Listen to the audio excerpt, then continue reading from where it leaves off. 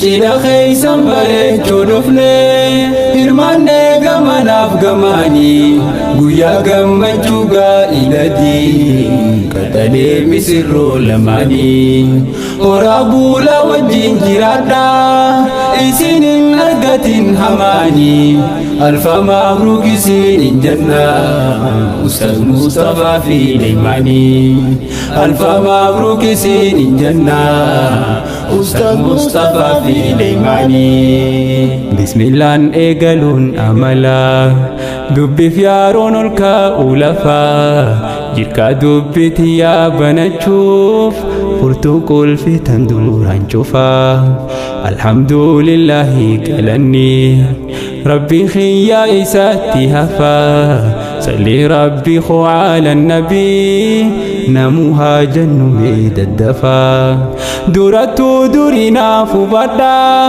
keeysattuu barguyyaan arrafaa khoflaatiin saseeqaa dubbadhaa qalbiirraa gammachuun as dhufaa obboleeysi khoo jaalalleessaa waan fuudhee fuullisaa nattifaa baga gammaddannuuf gammadaa Daiman saatiif Ustaz Mustafaa baga gammaddannuuf gammadaa Daiman saatiif Ustaz Mustafaa jaalaltii diiniin ijaaramtee isiidhaa tan jiruu ibsitu jaarmeyaa fakkii gaarii qabu tan jaalallee waliif obsitu warra wal argachuun guuttatu fadhii waan lubbuunsaa hawwitu wal argachuu qofaa kaayyoonii wanti birra humaatiin fakkaatu guyyaan jaalala miidheeffame kan jarri wal arguuf dheebotu hayyamaa rabbiitiin fudhate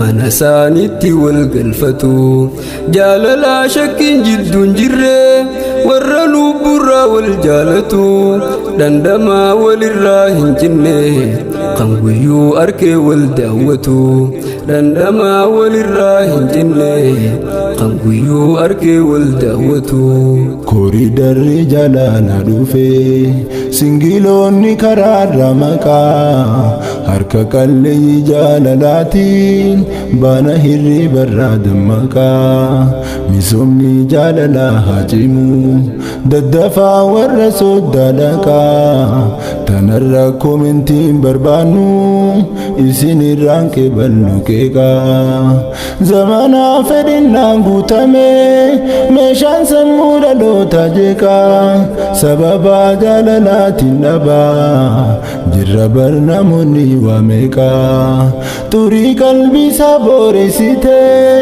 akkamiin kophaaf irra dhiqaa saniif takkitti fi fuudhanii qalbii ofii duroomsuun haqaa saniif takkitti fi fuudhanii qalbii ofii duroomsuun haqaa Cila khaysan bareechuu dhufnee hirmaannee gamanaaf gamaanii guyyaa gammachuu gaa'ilaatii qaxalee misirroo lamaanii horaa buula wajjin jiraadhaa isinin argatin hamaanii alfa mabruuk isinin jannaa Ustaz Mustafaa fi Leemanii alfa mabruuk isinin jannaa Ustaz Mustafaa fi Leemanii Mustafaan shamarree dinbeeytu onneesaa keeysaa gaafatame iddoo isinitti argamtu barbaaduuf ol ka'ee dirqame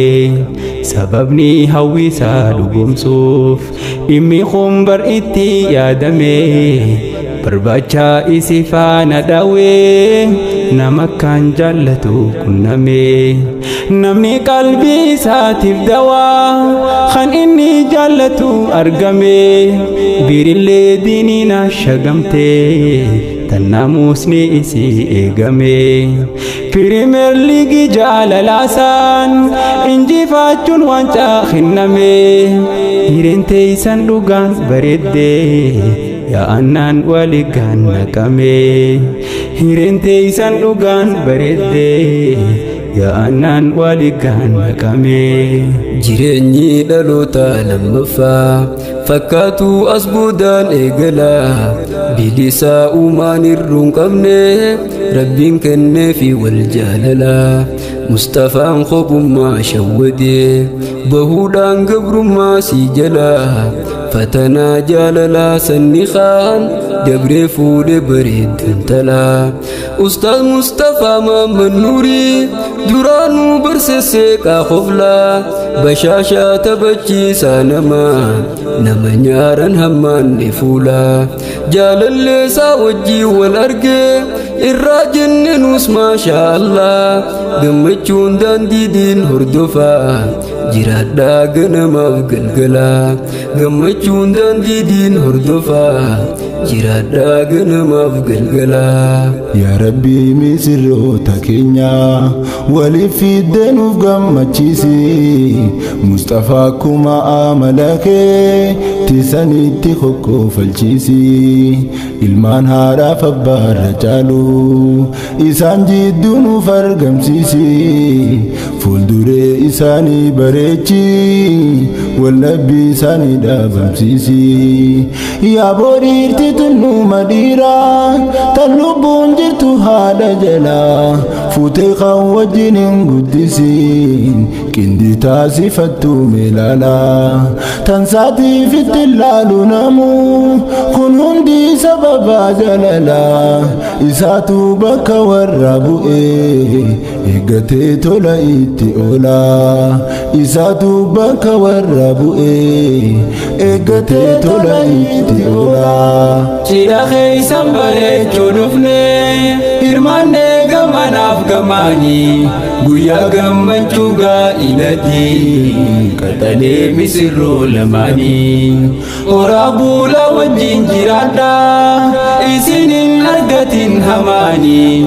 Alfa Mabruuk isinin janna Ustaaz Mustafaa fi Leemanii.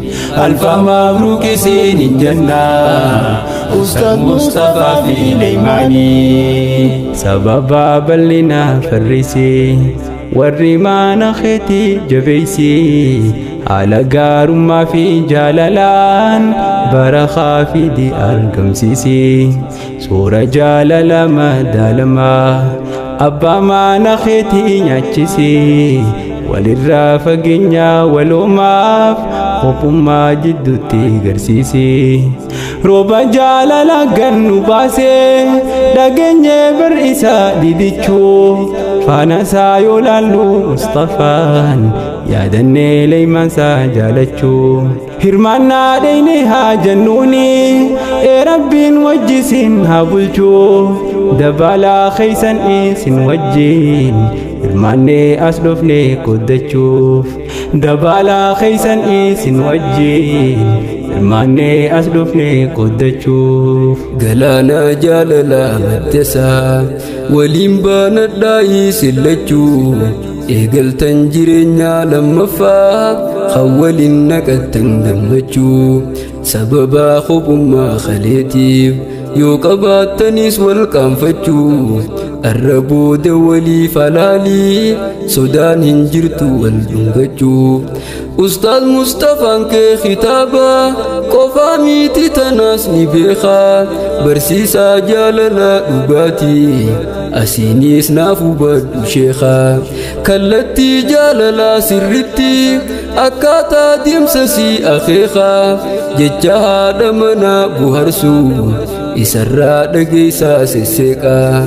Jecha haadha manaa bohaarsuu isarraa dhageessaa sesseeqaa. Jaalalaa ganamaan bareeddee diiniin qajeelte daandii sirrii. Gammachuu malee cinqiin qabdu jalqabarraa ilaa xumurrii. Ummata muslimaa hundaafuu isin haa ta'uuti amiirri. Jaalalaa teessan gajjabeessaa akka toluuf keeysan fuuldurri. بقنوف قمداني ألفا مبروك بارك الله لكما جيرون كيسا نسبودا تولا مصطفى سودتنا هما أكا خادجة دا في نبي أكا علي دا فاطمة جنة الفردوس والين لكا والين تولا جنة خاتمة جنة الفردوس والين سينا والين تولا جنة خاتمة كوريدر رجال لا دوفي سنجلوني خرار مكا harka kallee jaalalaatiin bana hirri barraa dammaqaa misoomni jaalalaa haatimu daddafaa warra soodda dhaqaa tanarra koomentiin barbaannu isinirraan qeeballu qeeqaa tanarra koomentiin barbaannu isinirraan qeeballu qeeqaa cidha keeysan bareechuu dhufne hirmaanne gamanaaf gamaani guyyaa gammachuu gaa'ilati qaxalee misirroo lamaani horaa buula wajjin jiraadha isinin argatin hamaani alfa mabruuk isinin janna ustaz Mustafaa fi Leeymaani alfa mabruuk isinin janna ustaz Mustafaa fi Leeymaani.